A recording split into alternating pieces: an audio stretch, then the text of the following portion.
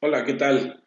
Un gusto saludarles de nuevo. Hoy es domingo 21 de junio del 2020 y estamos de regreso a nuestra charla del libro de Filipenses. Esta es la semana 33 en el libro de Filipenses y me da mucho gusto saludarles por este medio.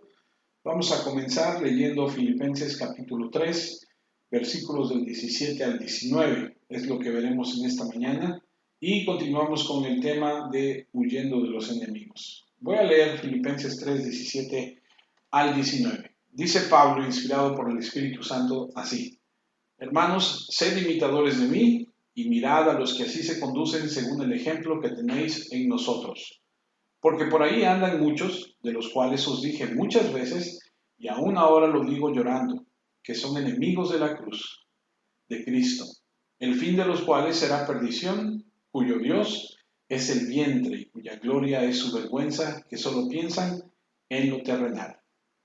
Acompañe, vamos a orar, vamos a darle gracias a Dios por este tiempo y vamos a pedirle porque Él nos ayude y nos guíe a través de este estudio. Señor, te damos gracias por permitirnos estar un día más, una oportunidad más en tu palabra. Te pedimos que nos guíes a través de ella, que nos alimentes, que nos enseñes tu voluntad y que nos permitas crecer para la gloria de tu santo y bendito nombre. Oramos, Padre, los unos por los otros. Pedimos que, Señor, tú nos fortalezcas, tú nos llenes de ti, nos guíes, nos redargullas, nos enseñes y nos des, Señor, de ti para poder crecer y madurar. Gracias por la oportunidad de estar escuchando tu palabra, por poder, Señor, aún a través de estos tiempos tan difíciles, poder escuchar lo que tienes para nosotros. Te pedimos por todos y cada uno de nosotros, te pedimos por aquellos, Señor, que se han alejado de ti, que los guíes de regreso a ti, Señor, que los redargullas. Te pedimos por aquellos que están desanimados, que les des de ti, Señor, y les fortalezcas a cada uno de ellos. Por los que están enfermos, Señor, pedimos que los sanes y los fortalezcas, Señor, en Cristo Jesús. Gracias por la familia, gracias por la salud, gracias por todo lo que nos das y nos permites tener, Señor. En Cristo Jesús, Señor, queremos como iglesia orar por nuestras autoridades, pedirte por el presidente de la República, pedirte por el gobernador del estado de Veracruz y pedirte por, Señor, la presidencia municipal de nuestra ciudad. Te agradecemos, Señor, por todo lo que has hecho, lo que estás haciendo y aún lo que tú vas a hacer, Señor, en medio de nosotros. Gracias porque en estos tiempos tú no nos has abandonado, tú tienes cuidado de nosotros y te damos muchas gracias. En Cristo Jesús. Amén.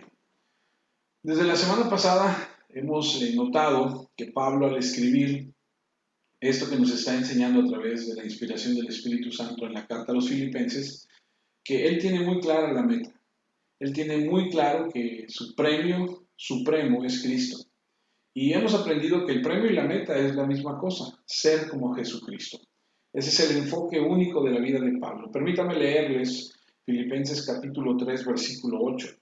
Dice Pablo en el versículo 8: y ciertamente aún estimo todas las cosas como pérdida, por la excelencia del conocimiento de Cristo Jesús, mi Señor, por amor del cual lo he perdido todo y lo tengo por basura. Otras versiones, recuerden, dice como estiércol, para ganar a Cristo.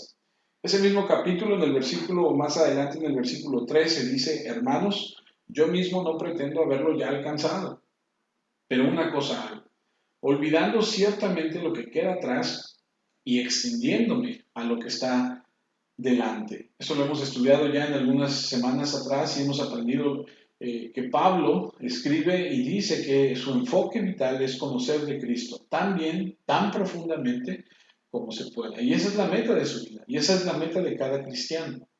Ahora, amados, permítanme recordarles que en todo el caos, la confusión y en medio de todas estas opciones y toda la complejidad del cristianismo contemporáneo, toda nuestra experiencia cristiana se debe y se puede resumir en esta gran verdad.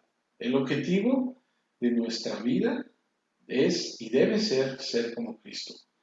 Todo lo demás se deriva de ahí, todo mi servicio, todas mis relaciones, toda mi adoración, todo se deriva a ser como Cristo. Si soy como Cristo, adoraré a Dios en la forma en que Él adoró a Dios. Si soy como Cristo, serviré a Dios en la forma en la que Él sirvió a Dios. Si soy como Cristo, me relacionaré con las personas en el amor en el que Él se relacionó con las personas. En otras palabras, el enfoque simple de mi vida es ser como Cristo. Es por eso que debo dejar que la palabra acerca de Cristo habite en mí ricamente. Es por eso que Cristo debe estar completamente formado en mí. Permítanme leerles Colosenses capítulo 3, versículo 16. La palabra de Cristo more en abundancia en vosotros, enseñándoos y exhortándoos unos a otros en toda sabiduría, cantando con gracia en vuestros corazones al Señor, con salmos e himnos y cantos espirituales. Otra escritura, inspirada por el Espíritu Santo, dada a Pablo, también es 2 Corintios 3:18. Por tanto, nosotros todos, mirando a cara descubierta como en un espejo la gloria del Señor, dice, somos transformados de gloria en gloria, en la misma imagen como por el Espíritu del Señor. Esto quiere decir para que podamos ser cambiados a su imagen. Y eso debe ser el propósito de cada uno de nosotros. Gálatas 4:19 dice, hijitos míos, por quienes vuelvo a sufrir dolores de parto. Y luego dice, hasta que Cristo sea formado en vosotros. Eso es lo que Pablo escribe. Y ese es el objetivo que él tuvo en su vida. Y ese es el objetivo de todo cristiano. Reconozcamos que no está dentro de nosotros. No debemos estar preocupados por nosotros mismos, sino debemos llegar a tender a ser como Cristo. Y eso es algo que solo el Espíritu Santo puede hacer cuando nos concentramos en eso, en esa meta. Me concentro en Él y el Espíritu me transforma a su imagen.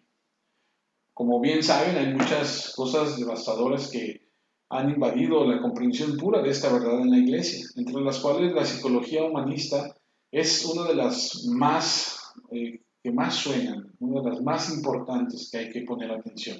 La psicología humanista ha tenido un efecto devastador en los cristianos y en la teología cristiana por varias razones, pero una de esas razones está integrada en la filosofía humanista muy básica de que el hombre existe para su propia satisfacción. Escuche esto porque es muy interesante. Esa es la línea de fondo del humanismo. El hombre, para ser feliz, debe tener todas sus necesidades y deseos satisfechos. Cumplir todos mis deseos y satisfacer todas mis necesidades es que me hace feliz. El hombre será feliz, estará contento, satisfecho cuando cumpla todos sus deseos, sus anhelos, sus necesidades. Cuando se cumpla eso, dice la psicología, entonces el hombre será feliz. Las presentaciones contemporáneas del Evangelio han absorbido esta psicología y filosofía humanista sin darse cuenta y tienen las buenas noticias de autoestima, del valor de usted como persona, de seguridad, de importancia, de prosperidad, salud, riqueza y felicidad. Ese es el Evangelio psicológico, es el Evangelio de la prosperidad. E incluso la santificación contemporánea está cargada de esta mentalidad de necesidades humanísticas, de que la santificación es un proceso mediante el cual se satisfacen todas mis necesidades para que pueda ser un cristiano efectivo. Eso ha invadido a la iglesia de una manera importante, por lo que gran parte de las predicaciones, enseñanzas que hoy se escuchan eh, tienen que ver con ese tipo de problemas, con necesidades, con la satisfacción y el cumplimiento de los propios deseos personales. Hay un hombre que se llama Tony Walker, que escribió un libro titulado Necesito, la nueva religión. En ese libro, él dice, está de moda seguir la opinión de algunos psicólogos de que el yo tiene que ver con el crecimiento personal, es decir, el atender, el yo se ha convertido en el negocio de satisfacer las necesidades. La situación es que muchos cristianos están de acuerdo con estas creencias. Además, dice, una señal de éxito casi total de esta nueva moral es que la iglesia cristiana ha adoptado con entusiasmo el lenguaje de las necesidades. Ahora escuchamos que Jesús satisfará todas tus necesidades, como si fuera una especie de psiquiatra divino o como si Dios cumpliera simplemente todo lo que nos hace falta, como si Dios simplemente nos sirviera y estuviera a nuestra disposición. Este tipo de mentalidad, de necesidad, conduce a una teología centrada en el hombre, una salvación centrada en el hombre y una santificación centrada en el hombre para que la meta de la vida cristiana se haya convertido para muchos cristianos en precisamente eso, en satisfacer sus necesidades, ser feliz, tener una buena autoimagen, etcétera, etcétera. Resolver todos mis conflictos, eliminar todos mis problemas, y en eso se enfoca todo mundo. La satisfacción de mi necesidad es el objetivo de mi salvación y el objetivo de mi santificación. Y eso, amados, es diametralmente opuesto a lo que enseña la Escritura. La satisfacción de la necesidad humana no es ni la meta de la salvación ni la meta de la santificación. No es el objetivo de ninguno. La meta de la salvación es que pueda ser conformado a la imagen del Hijo de Dios. Por lo tanto, esa es la meta de la santificación. La meta de mi vida no es asegurarme de que yo esté satisfecho, sino asegurarme de que Dios esté satisfecho. Esa es la meta de nuestra vida. Esa debe ser la meta. La santificación cristiana es la búsqueda de algo que está fuera de mí, no algo dentro de mí. Es la búsqueda de la semejanza de Cristo. No se trata de evaluarme, se trata de conocerlo profundamente. Y cuanto más lo conozco y más me concentro en Él, y más comunión tengo con Él me hace como Él a través de su Espíritu. Cuanto más me concentro en mí mismo, más distraído estoy del camino correcto. Ahora, déjame abordar este punto desde otro ángulo también. Nunca he conocido a una persona exitosa, una persona efectiva, una persona impactante en ningún ámbito empresarial en el mundo que no se haya comprometido, escucha, a alcanzar los objetivos. Las personas que impactan el mundo son personas que persiguen un objetivo, son personas enfocadas, ganadoras, competidoras, y escucha eso, ignoran la comodidad personal para alcanzar una meta fuera de sí mismo. Hacen sacrificios increíbles por las razones equivocadas para alcanzar las metas equivocadas. Pero las personas que impactan a la sociedad, las personas que afectan a la sociedad, las personas que dejan una huella en la sociedad, no son el tipo de personas cuyas vidas se consumen en asegurarse de que satisfagan sus propias necesidades, incluso desde un punto de vista humano. No, para no decir nada desde un punto de vista espiritual. Sin embargo, aquellos en la dimensión espiritual que dejan un impacto son igualmente competidores y ganadores. Es el resultado directo de un esfuerzo máximo por alcanzar una meta espiritual. Y en el proceso ignorar su propia situación personal. Es sorprendente lo que grandes predicadores, grandes teólogos y grandes misioneros han sufrido en el proceso de alcanzar una meta espiritual. Y todos tienen una cosa en común. Les preocupa poco considerar su propia condición humana. Es decir, no están concentrados en ellos mismos, sino en la meta que se han trazado. No hay secretos, las vidas efectivas pertenecen a personas que persiguen objetivos que están fuera de sí mismos y los persiguen casi a ciegas. Lo mismo es cierto espiritualmente. Las personas que dejan un impacto en la iglesia y el mundo son aquellas que tienen un objetivo espiritual en el que se centran. Ese objetivo es ser como Jesucristo. Lo persiguen sin pensar en las condiciones de su propia vida. Ese es Pablo. Él dice, no estoy interesado en nada más, ahí en el versículo 8. Considero todo lo demás como una pérdida. Todo lo que quiero es una cosa, el premio, dice en el versículo 14. Y eso es lo que hizo. Era la habilidad de estar tan enfocado en una meta y de eso es lo que estamos hablando y aprendiendo. Todos estamos llamados a perseguir esa meta y nuevamente el objetivo es conformarnos a la imagen del Hijo de Dios, como notamos desde hace 2 semanas, y estamos persiguiendo eso, digamos simplemente como nuestro deber cristiano total. Ahora, ¿cómo podemos simplificar toda la vida cristiana y entenderla de manera más práctica? Toda la vida cristiana se puede reducir siguiendo la semejanza de Cristo. Eso es. Si eso te ayuda a despejar la niebla o las dudas, piensa en esto. Ahora, ¿cuáles son los elementos necesarios para hacer esto? Y eso nos lleva a nuestro texto. ¿Qué tenemos que tener? ¿Qué nos ayudará a perseguir el premio? Bueno, la semana pasada dijimos que lo podíamos deducir de 3 formas o a través de 3 puntos. Y el número 1 que vimos la semana pasada fue que debemos seguir los ejemplos. Y eso está en el versículo 17, donde dice Pablo, hermanos, sed imitadores de mí y mirad a los que así se conducen según el ejemplo que tenéis en nosotros.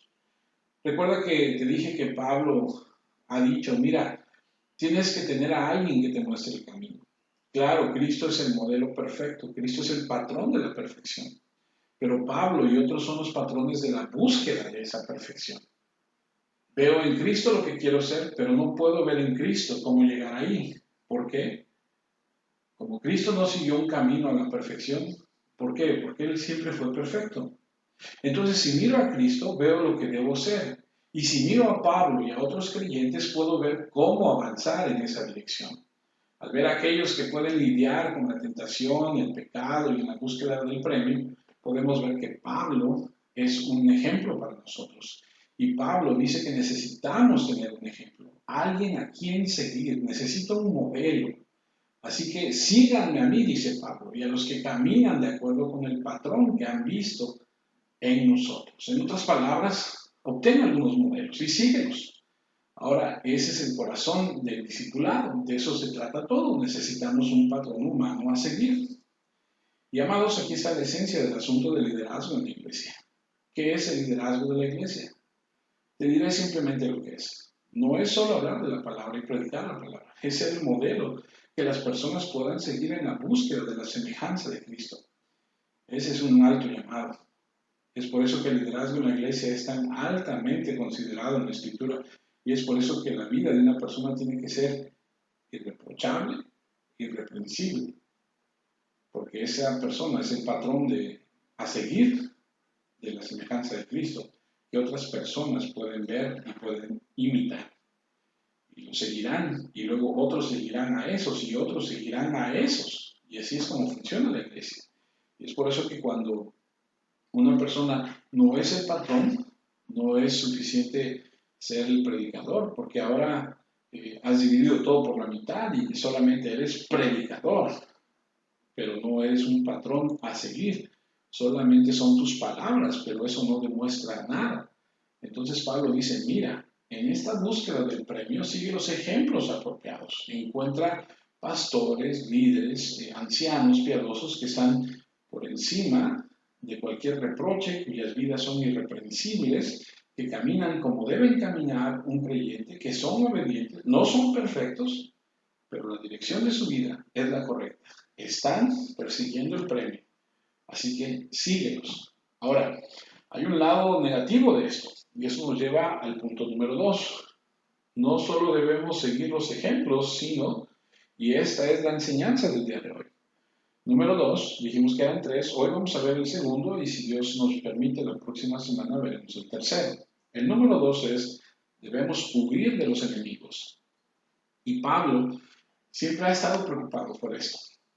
Y esta es la enseñanza del día de hoy, los versículos 18 y 19 de Filipenses capítulo 3. Los leo, porque por ahí andan muchos, de los cuales os dije muchas veces, y aún ahora lo digo llorando, que son enemigos de la cruz de Cristo, el fin de los cuales será perdición, cuyo Dios, con D minúscula, como se los mencioné la semana pasada, es el vientre, y cuya gloria es su vergüenza, que solo piensan en lo terrenal. ¿Qué está diciendo? Simplemente está diciendo, ten cuidado con que no los sigas. Esa es la idea. En la búsqueda de la semejanza de Cristo hay algunos que se deben seguir, lo escucha con atención, y hay muchos que se deben evitar. Él lo reduce. Muchos son los enemigos de Cristo.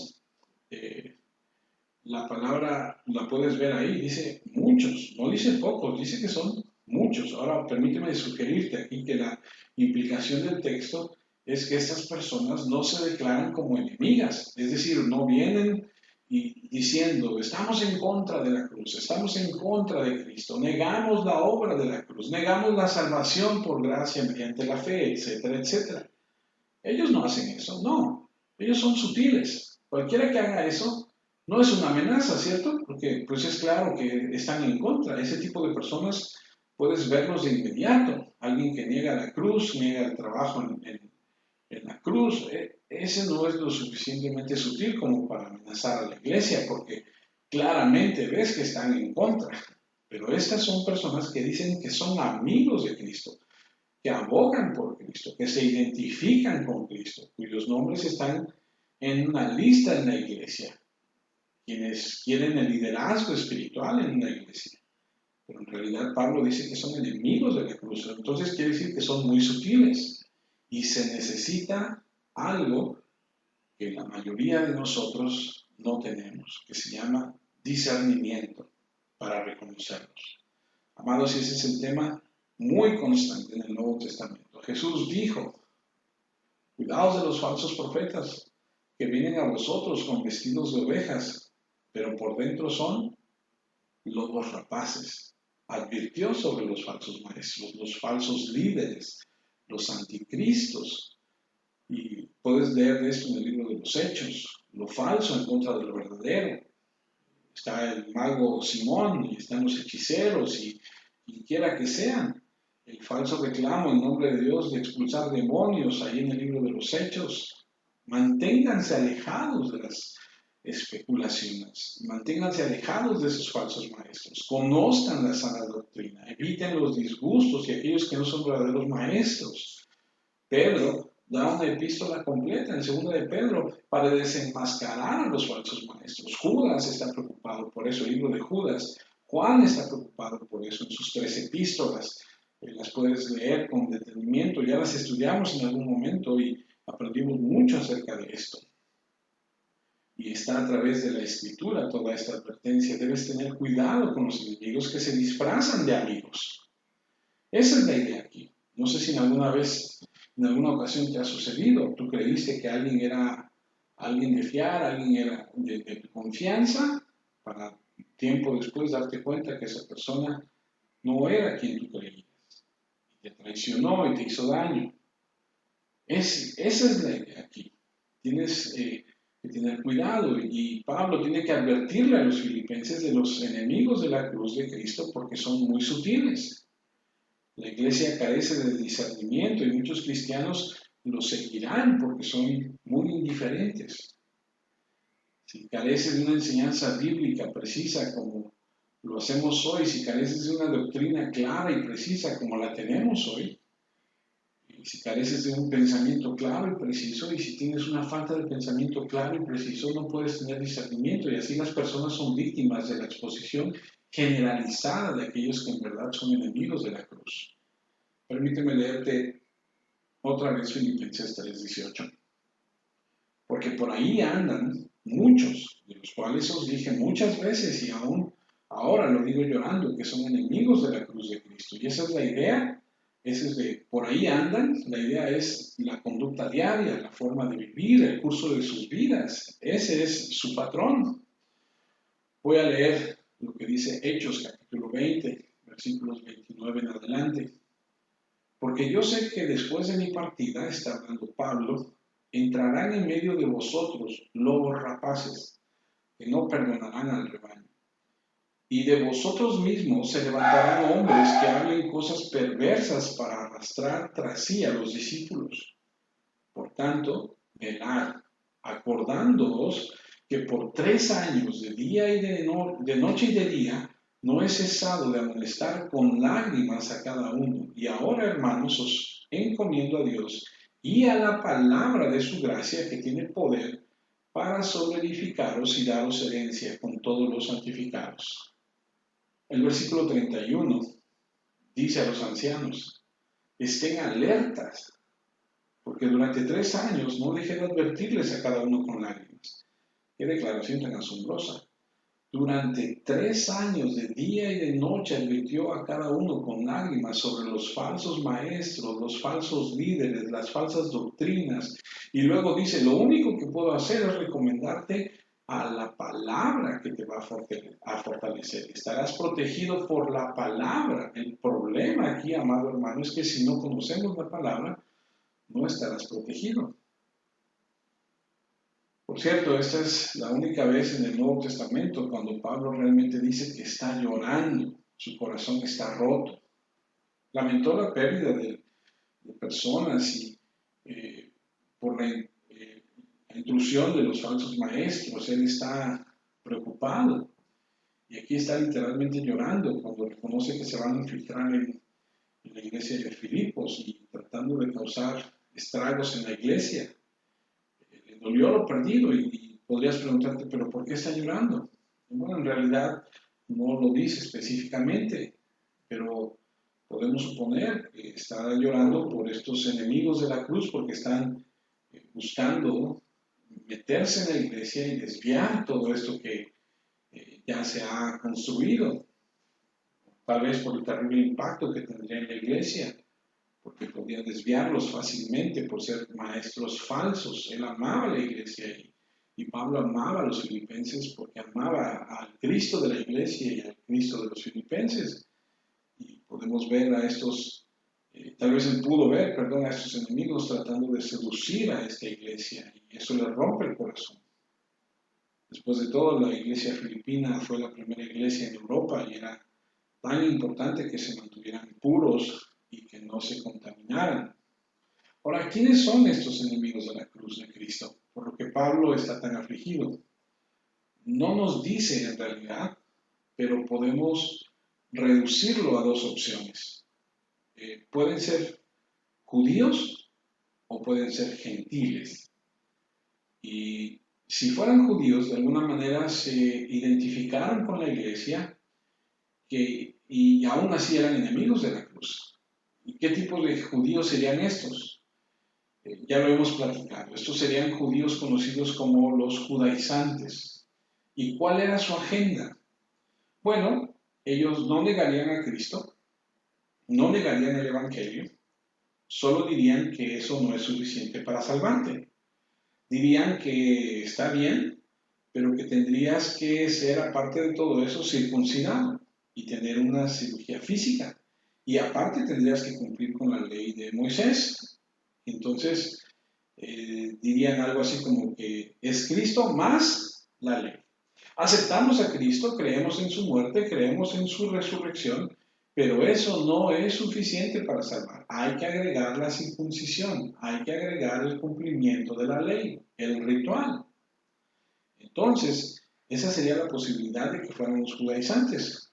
Podrían encajar en el contexto porque ha estado hablando de los judaizantes en el versículo 2. Recuerden que los llamó perros, los llamó trabajadores malvados, los llamó de la circuncisión falsa y definitivamente tiene en mente a los judaizantes. Ellos piensan que están haciendo lo correcto, tienen esto en su mente, piensan que están haciendo algo que en realidad está mal. Piensan que han tenido la circuncisión adecuada, todo lo que han hecho, lo aprendimos hace unas semanas, es una mutilación. Y piensan que son ovejas, pero en realidad, dice Pablo, y es un término muy fuerte, en realidad son perros, son malditos, mestizos. Y los judaizantes que entran a la iglesia dicen que Cristo hizo lo que hizo y que eso no es suficiente y que hay que agregar algunas otras obras, son considerados enemigos de la cruz de Cristo. Ahora, note por favor, cuando dice enemigos de la cruz, el concepto de la cruz de Cristo significa toda la obra expiatoria realizada en la cruz. No es solo la madera, no es solo la muerte.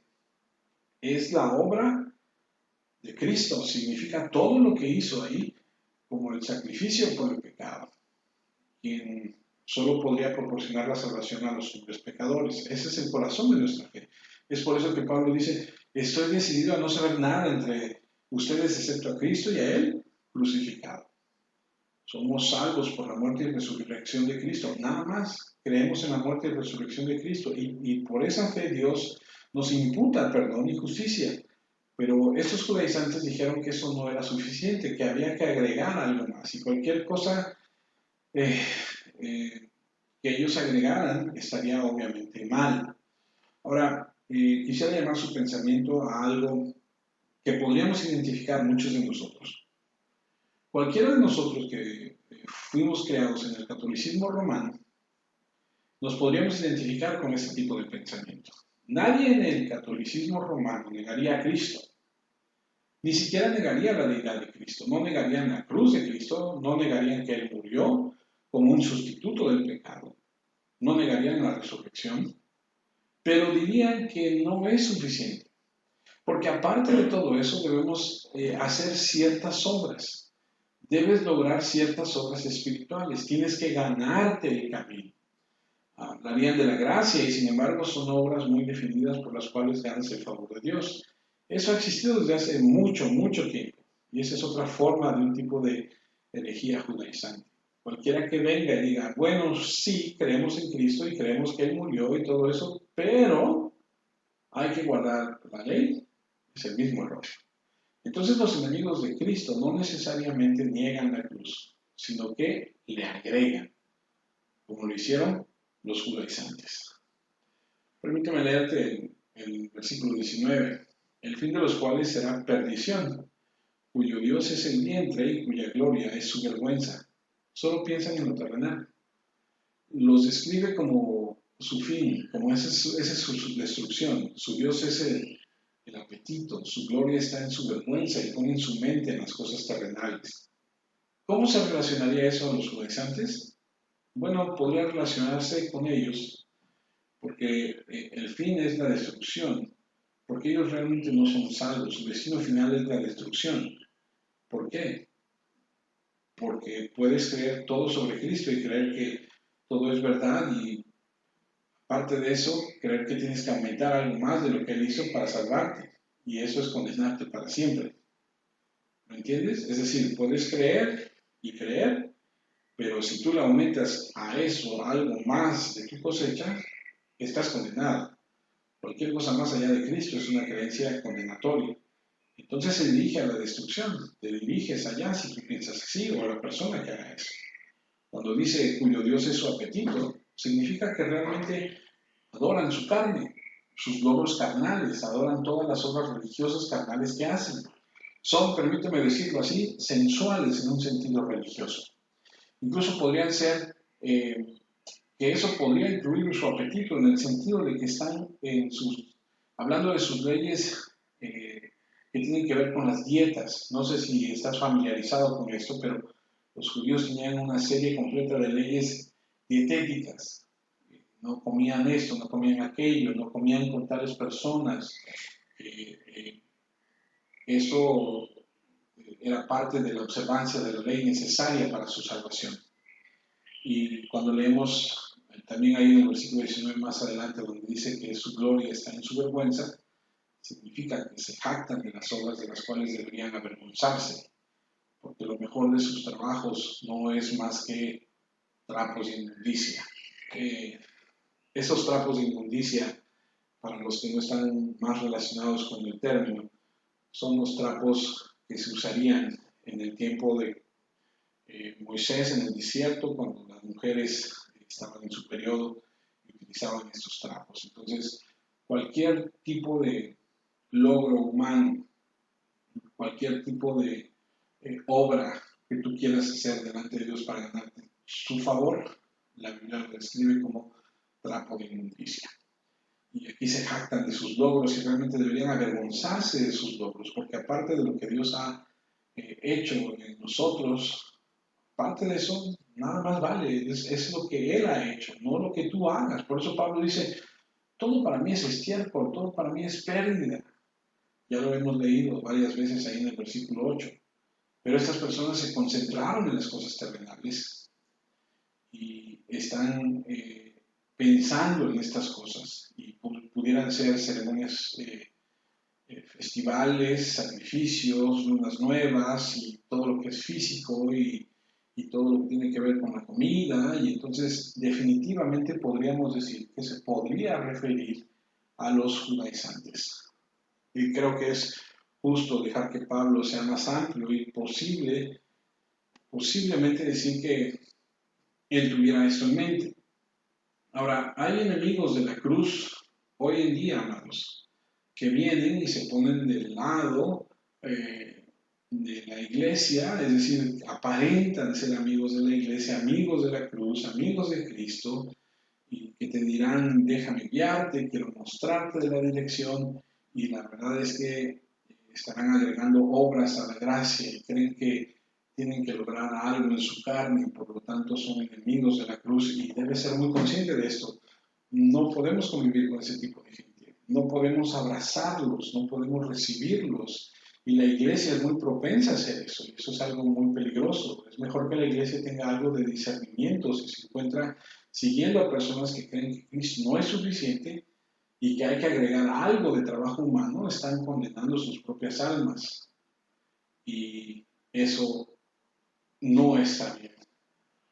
Por el otro lado, si pensáramos que estas personas no son judaizantes y que pudieran ser en algún punto gentiles, estos enemigos de la cruz, los gentiles también podrían ser enemigos de la cruz. ¿Y en qué sentido? Bueno, recuerda que no están declarados abiertamente como enemigos, sino que son sutiles. Y había grupos en la iglesia que decían, sí creemos en Cristo, creemos en el Evangelio de Cristo, creemos que Él murió por nuestros pecados y todo eso, pero tenían una filosofía dualista. Más tarde se hicieron conocidos como gnósticos. La filosofía fue algo así como esto. Creían en este punto de vista dualista que dice que el espíritu es bueno y la materia es mala. Entonces, somos cristianos en el espíritu y vivimos en un cuerpo que es materia y que por lo tanto es malo. Lo que haces en tu cuerpo no importa en absoluto. Esa es su filosofía básica. El espíritu importa, la materia no. Y entonces dirían algo así como, si el cuerpo es malo, no importa lo que hagas con él. Ya de por sí es malo. No importa lo que hagas en él. Lo que se desborde, tú sácialo, no te preocupes por eso. No importa si eres un glotón, no importa si eres homosexual, no importa si eres fornicario, adúltero, borracho, no importa, porque solo afecta al cuerpo, no el espíritu. Ahora, ese dualismo fue directo al gnosticismo, es justo en el libertinaje contemporáneo en el que vemos hoy, que básicamente dice, soy cristiano, recibí a Jesús, Él cambió mi espíritu, pero es intrascendente cómo viva. Así que voy a vivir de la forma en la que quiero. Conozco a muchos así. Este tipo de libertinaje dice, bueno, sí creen en el Evangelio y hacen lo contrario de lo que hicieron los judíos, mientras que los judíos le sumaban, es decir, si Cristo más esto, estos restan. No importa cómo vivas, entonces tú recibes a Cristo y lo demás no importa. Y entonces ahora tenemos infiltrados en la iglesia que nos dicen que no importa cómo vivas, que de todos modos eres salvo. Y solo tienes que creer en Jesús en un momento, obtener el seguro contra incendios del infierno, por así decirlo, y vivir de la manera que quieras. Después de todo, es solo el cuerpo. ¿A quién le importa eso? Hay quien dice, puedo asesinar como David, puedo adorar a dioses ajenos como Salomón, puedo negar a Cristo como Pedro, puedo robar, cometer incesto como el de Corinto, sin perder el favor divino ni el reino de Dios. Y van tan lejos para decir, no importa cómo vivas, no importa lo que hagas, es la carne, no importa. Dios no me eligió sobre la base de lo que yo era, sino así que no importa lo que yo soy. ¿Eso es cierto? Bueno, la Biblia dice que si alguno está en Cristo es una nueva criatura. Y personas vendrán y dirán, amamos a Cristo, amamos la cruz, creemos todo esto y no necesariamente afecta a nuestras vidas. Podemos seguir siendo alcohólicos, homosexuales, adúlteros, etcétera, etcétera. Podemos robar, podemos hacer tantas otras cosas. ¿Y qué tipo de teología permite esto en la vida? La teología antinomiana, que se refiere a la práctica de vivir sin la debida consideración de la rectitud de Dios. Emplean la gracia de Dios como si fuera una licencia para pecar y confiar en la gracia para ser limpio del pecado sin condiciones. En otras palabras, ya que la gracia es infinita y somos salvos por gracia, entonces para esta corriente, para esta teología antinomismo, podemos pecar cuando queramos y aún así ser salvos. Para los opositores de esta teología, la idea es totalmente errónea porque los cristianos, aun cuando no estamos bajo la ley, como dice Romanos, somos llamados a cumplir la ley del amor. Escuchen, Romanos 13:8. No debáis, a nadie nada, sino el amaros unos a otros, porque el que ama al prójimo ha cumplido la ley. Romanos 13:10. El amor no hace mal al prójimo, así que el cumplimiento de la ley es el amor. Gálatas 5:14. Porque toda la ley en esta sola palabra se cumple. Amarás a tu prójimo como a ti mismo. El cristiano debe amar a Dios con todo su corazón, alma, mente y sus fuerzas, y a su prójimo como a sí mismo. Precisamente en esos pasajes neotestamentarios radica el fundamento contrario a esta teología antinomista. Ahora mira ese mismo texto desde este punto de vista. Ellos son los enemigos de la cruz. Luego él dice, cuyo fin es la destrucción. Esta es la fatalidad que enfrentan y que enfrentarán. Por un lado tienes a los judaizantes que agregan, y por el otro lado hay y hubo y sigue habiendo gentiles que le restan importancia a las cosas. Su destino eterno, sea uno u otro, está sellado a la condenación. Estarán tormentados eternamente en el infierno. ¿Por qué? Porque no son verdaderos cristianos. ¿Cómo sabes que no son verdaderos cristianos? Porque una de dos, restaron el Evangelio o le aumentaron. Restaron la esencia transformadora de la misma. Tienen un tipo de fe inútil que nunca trajo una verdadera transformación en el caso de los gentiles, para que fueran nuevas criaturas que desean lo correcto en el hombre interior y por tanto están condenados. Han utilizado el Evangelio para sentirse bien, para saciar sus conciencia que los acusa, pero siguen haciendo exactamente lo mismo. Así que iglesia, debemos tener cuidado.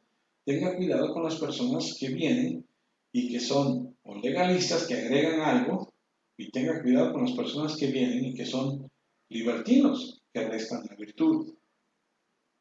El versículo 19 dice, el fin de los cuales será perdición, cuyo Dios es el vientre y cuya gloria es su vergüenza. Solo piensan en lo terrenal. Y otra vez, cuando dice cuyo Dios es el vientre, su Dios es su estómago, su apetito, simplemente significa sus deseos sensuales, sus impulsos por sus deseos.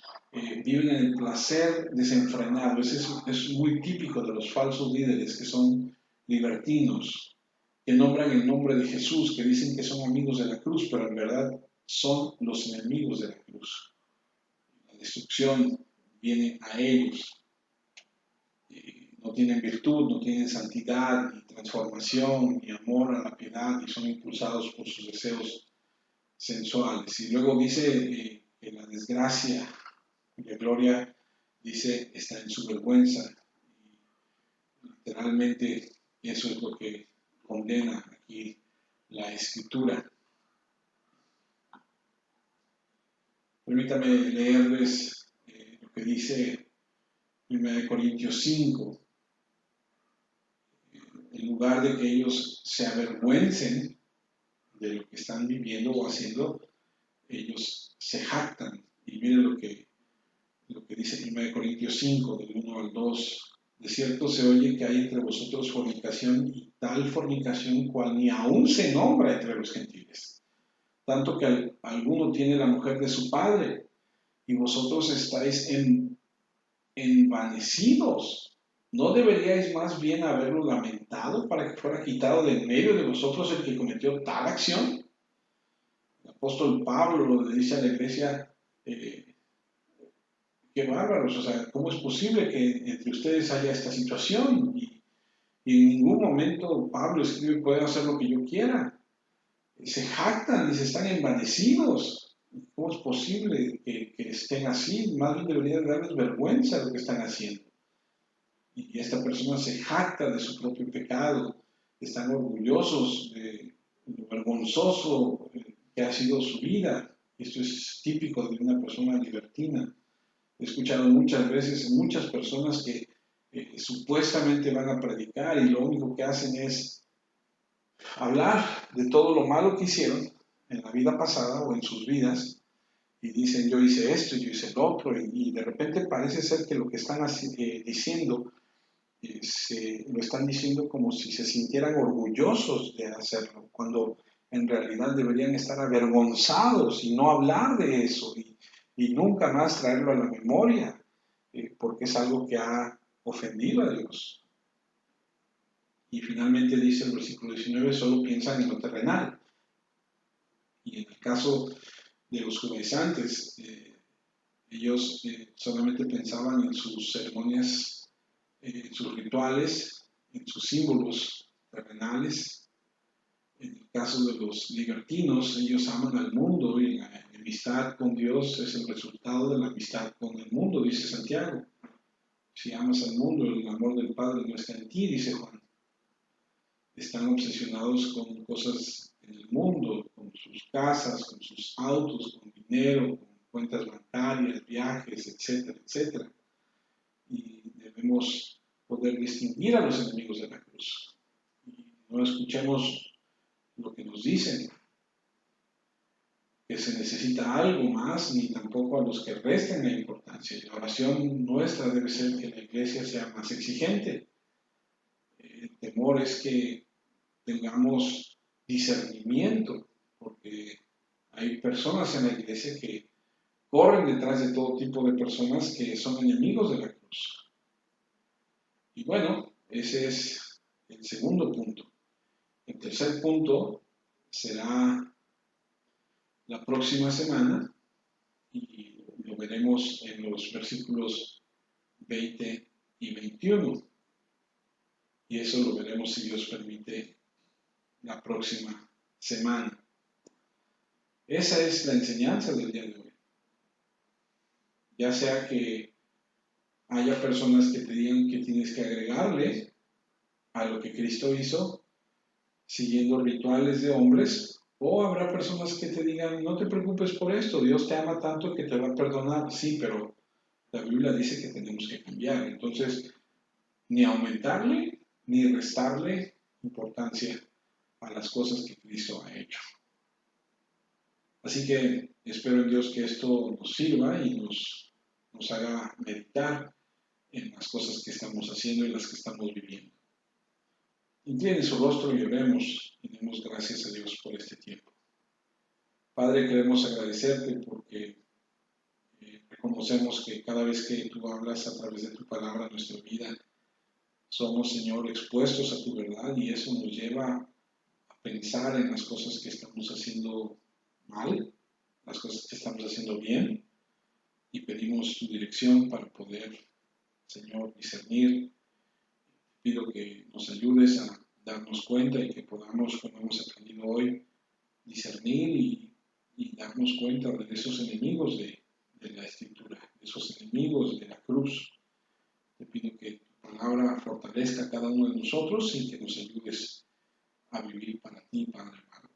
Que crezcamos y que maduremos y que nuestra meta sea la meta de todos y cada uno de nosotros, sea la que nos has enseñado a través de tu palabra, que es tu Hijo Jesucristo.